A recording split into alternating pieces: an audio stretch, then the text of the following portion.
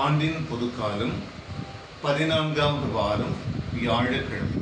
ஆண்டவரே இயேசுவுக்குள் பிரியமான சகோதர சகோதரிகளே, இந்த நாளிலே சிறப்பாக இன்றைய முதல் வாசகத்திலே எகிப்தில் ஆளுநராக இருந்த யோசேப்பு அவருடைய சகோதரர்களை கண்டு மனம் வெதும்பி கதறி அழுகிறார்.